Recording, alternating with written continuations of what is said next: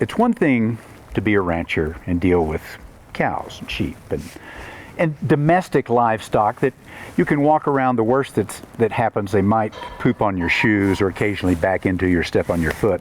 But if you're a rancher and you're in Namibia and you're raising wild dogs and cheetahs. Oh, you got a little one. I saw that. At least you got a little lick.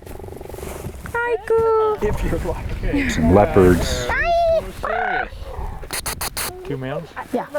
And Miles has And lions. so That's a different story. I think they have everything. Marlice van Vuuren does that at the Wildlife Conservation Center that she runs with her husband. Welcome to our show.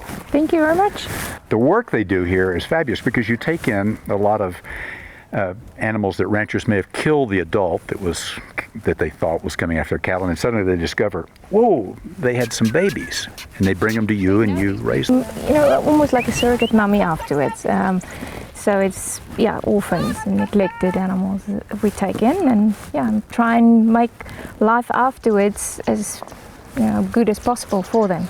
And here at Naankuse, tourists come, they can go out and see these animals, see them up close, get a better understanding of them. But this is not like a giant zoo in Africa. You're trying to return as many as possible, particularly cheetahs, to the wild. Yeah, we always end up with animals that can't go back into the wild because they're either injured or they're too old or they're totally too tame.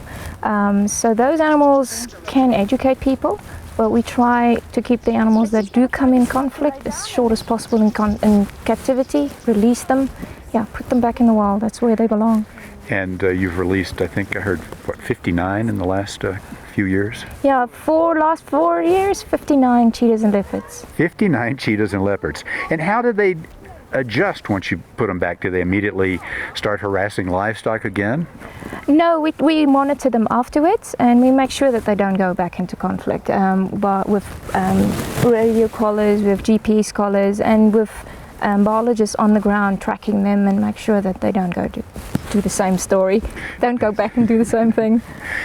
We're talking with Marlice here at Naankuse Wildlife Conservation Area, and we mentioned at the beginning that you've hand-raised a couple of leopards that I just went out and took a look at, but it wasn't just through the first 6 months of life. How long did you keep them, and did you keep them in your house? Yeah, I kept them in my house with 2 children also, so it was a bit of a struggle. It's like a rota system in my house. You go in there, don't go in there, you can go in there now. Okay, now the leopard is out, so we had a proper rota system in our house. And how long were they in the house? Up to a year, the leopards up to a year. And how long could you be around them and come up and I've worked with pet them? Normally up to 5 years, but with the boys, but then they become too strong for me. If something do go wrong, I'm going to end up second for sure. Now, here's the question. They're cats, but can you train them to use the litter box like you could a house cat? Yeah, you can. You can? You can. So you have a leopard sitting over a litter box in your house. That becomes too small, and you have to have a huge bucket of sand for him. Yeah.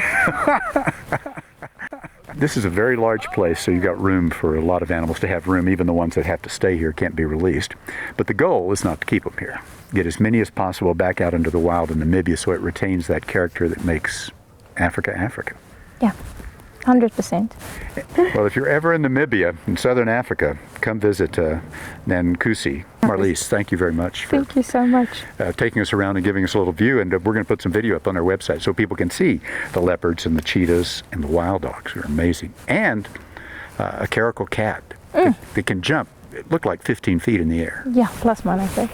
Yeah. It's great. Check it out.